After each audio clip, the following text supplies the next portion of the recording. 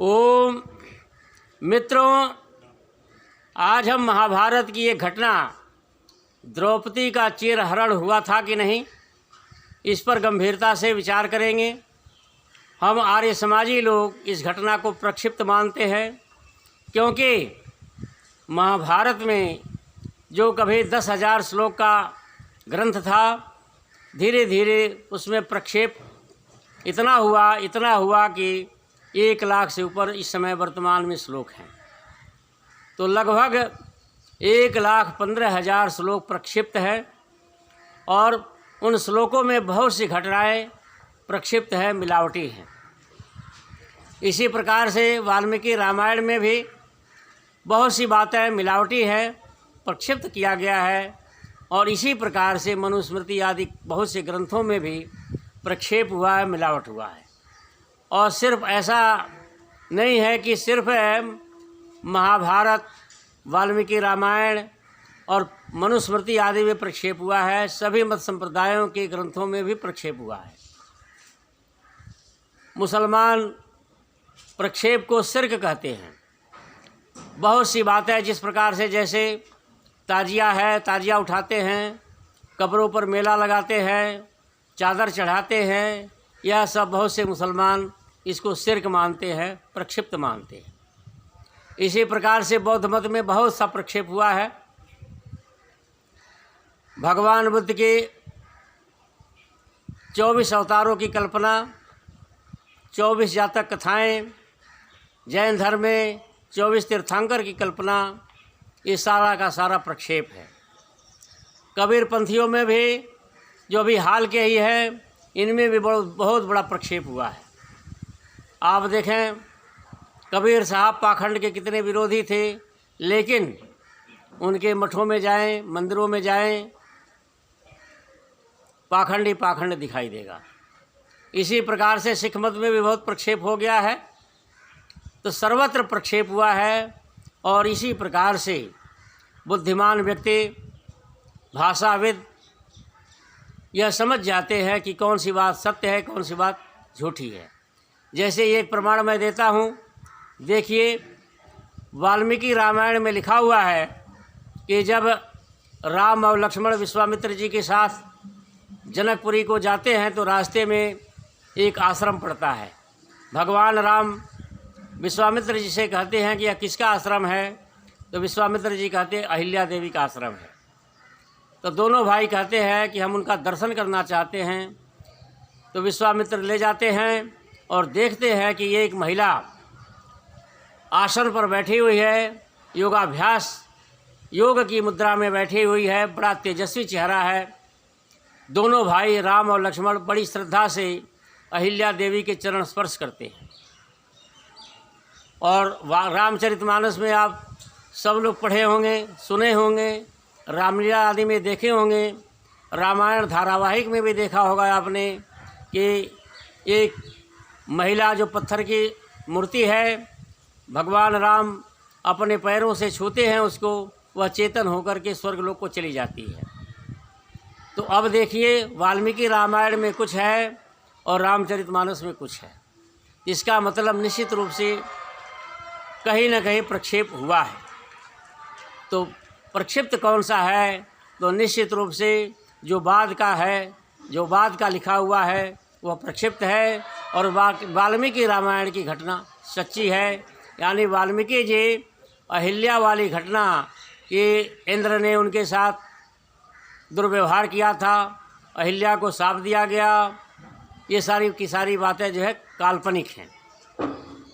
और अहिल्या जो है उस काल में स्वयं चेतन थी, योगाभ्यास कर रही थी। राम और लक्ष्मण दोनों भाई बड़ी श्रद्धा से अहिल्या देवी के चरण स्पर्श करते हैं। यह घटना सत्य है। और राम का अहिल्या देवी के पत्थर को पर पैर रखना, चरण से स्पर्श करना, यह काल्पनिक है। इसी प्रकार से महाभारत में भी बहुत भारी प्रक्षेप हुआ। तो प्रक्षेप क्यों हुआ? जब बौद्ध मत प्रचलित हुआ, सर्वत्र जो है गौतम बुद्ध की पूजा शुरू हो गई और पौराणिक मत को मानने वाले या हिंदू धर्म को मानने वाले, वैदिक मत को मानने वाले लोग दिन प्रतिदिन कम होते जा रहे थे। जो पुरोहित वर्ग था उनकी रोजी रोटी की समस्या उत्पन्न हो गई। लोग इनको संस्कारों के लिए बुलाना छोड़ दिए। अब इन्होंने विचार किया कि हम क्या करें। तब जा कर के देखा देखी पहले बौद्धों में 24 अवतार की कल्पना हुई, जैनियों में भी 24 अवतार की कल्पना की गई। उसी प्रकार से नकल करके इन्होंने भी 24 अवतारों की घोषणा करी और भगवान राम, भगवान कृष्ण को ईश्वर का अवतार घोषित कर दिया। और फिर जो है उसको प्रमाणिक सिद्ध करने के लिए इन किन प्रकारेण तमाम कहानियाँ गढ़ी गई कि जिस प्रकार से अहिल्या देवी की घटना कि अहिल्या एक पत्थर की मूर्ति थी, रामचंद्र जी देखो अलौकिक शक्ति वाले थे, विष्णु भगवान के अवतार थे, उन्होंने अपने पैरों से उस पत्थर को छुआ और वह जो है महिला चेतन होकर के स्वर्ग लोक चली गई। ऐसी कल्पना की गई। आप विश्वास न हो तो वाल्मीकि रामायण उठा करके देख लो, आंखें खोल करके देखो तो पता चल जाएगा। देखोगे तो उसमें साफ साफ लिखा हुआ है कि राम और लक्ष्मण दोनों भाई अहिल्या के चरण स्पर्श करते हैं, न कि राम अपने पैरों से अहिल्या को स्पर्श करते हैं। कितना अंतर है।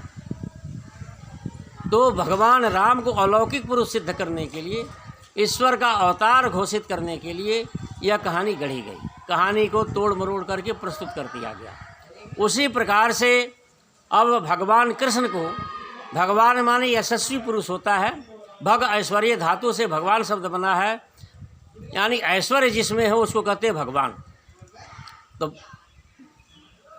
भगवान राम, भगवान के गौतम बुद्ध, महात्मा गांधी, महर्षि दयानंद सरस्वती, स्वामी विवेकानंद, सुभाष चंद्र बोस, सरदार भगत सिंह, चंद्रशेखर आज़ाद, राम प्रसाद बिस्मिल, ये सभी भगवान।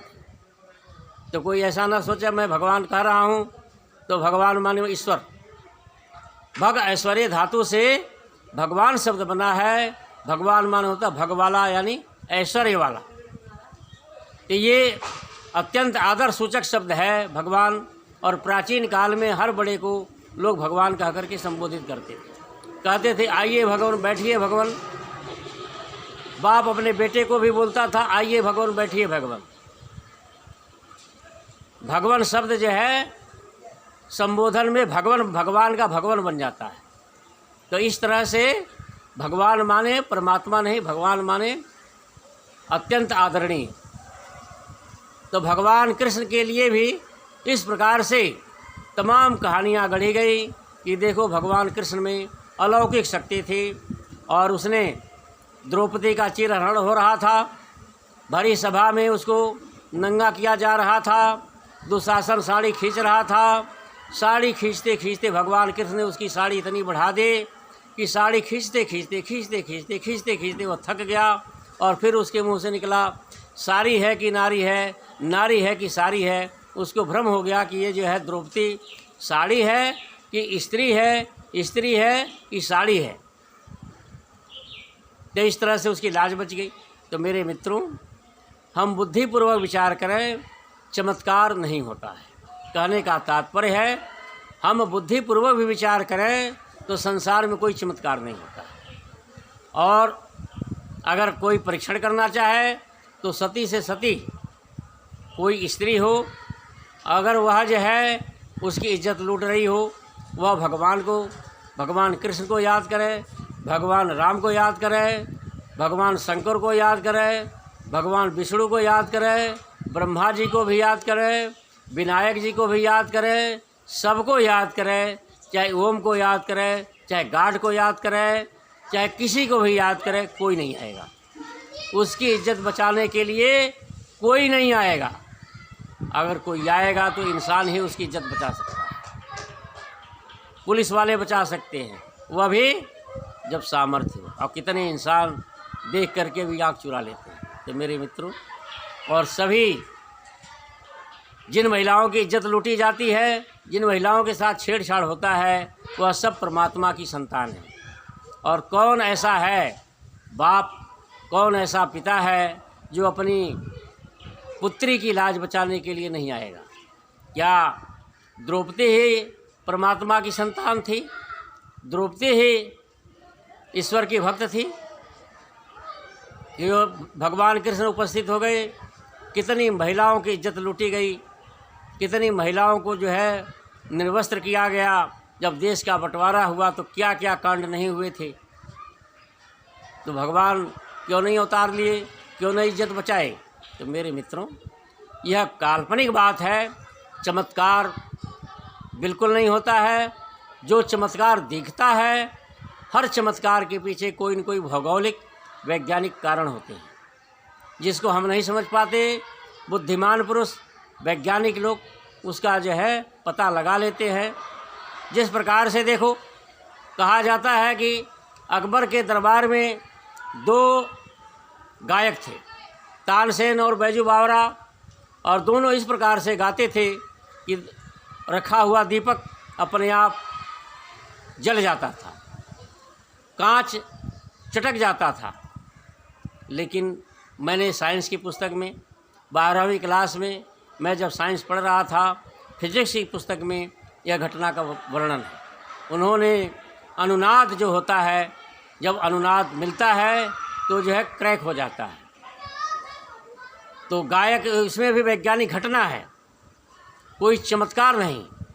इसी प्रकार से अब बताओ, उसी पुस्तक में मैंने साइंस की पुस्तक में ये पढ़ा था कि जब सेना कदम ताल मिला करके पुल पर जाती है तो पुल भी जो है गिर जाता है।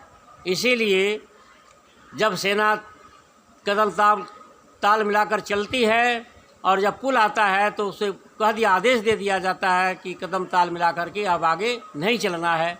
जब पुल पार कर लेते हैं फिर कदम ताल मिलाना शुरू कर देते हैं, क्योंकि जब कदम ताल मिलाते हैं उसका जो अनुनाद और पुल का अनुनाद मिलता है तो वहाँ जो है दुर्घटना हो जाती है। उसी प्रकार से हर एक चमत्कार के पीछे कोई न कोई वैज्ञानिक घटना होती है, कोई न कोई भौगोलिक घटना होती है।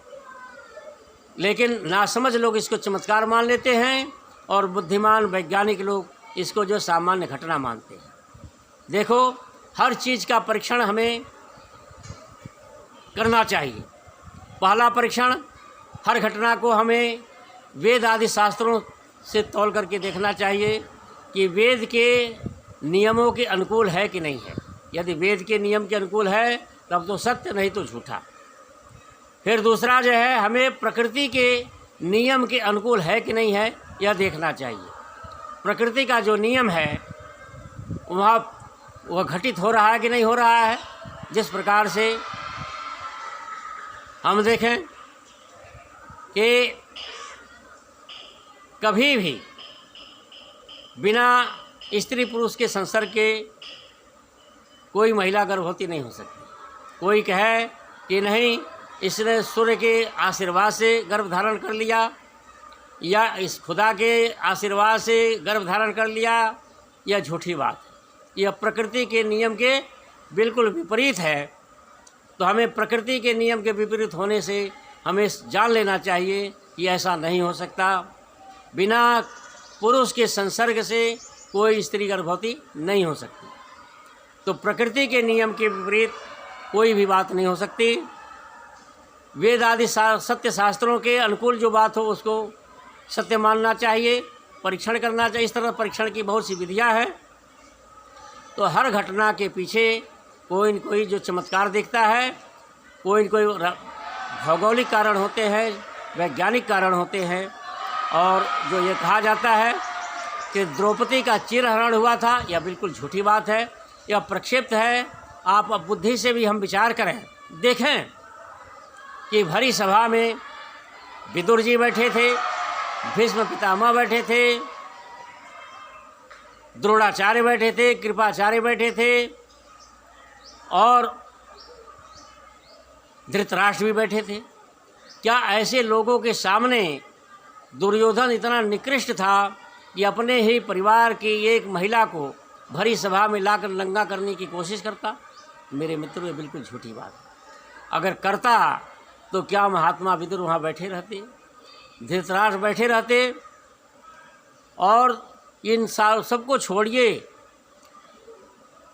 भीष्म पितामह को छोड़िए, विदुर जी को छोड़िए, धृतराष्ट्र ही इस बात को सहन नहीं करता। तो मेरे मित्रों, धृतराष्ट्र आदि इतने निकृष्ट नहीं थे कि उसके सामने ही उसके परिवार की किसी महिला की इज्जत लूटी जाए, नंगा किया जाए, वह चुपचाप सहन कर जाए। विदुर महाराज वहीं बैठे रहे, चुपचाप सहन कर जाए, भीष्म पितामह चुपचाप सहन कर जाए, सब झूठी बातें हैं। ऐसा हुआ ही नहीं था। यह सिर्फ कहानी जो है इसलिए गढ़ी गई कि एन केन प्रकारेण भगवान कृष्ण को ईश्वर का अवतार घोषित कर दिया। तो मेरे मित्रों, इस बात को इसलिए गढ़ा गया, जब अवतारावाद की कल्पना हुई तब जाकर के तमाम पुराणों की रचना हुई, महाभारत में तमाम प्रक्षेप किया गया, वाल्मीकि रामायण में भी तमाम प्रक्षेप किया गया। इसको हर बुद्धिमान व्यक्ति समझ सकता है। और विशेष जानकारी के लिए आप सब लोग सत्यार्थ प्रकाश पढ़िए।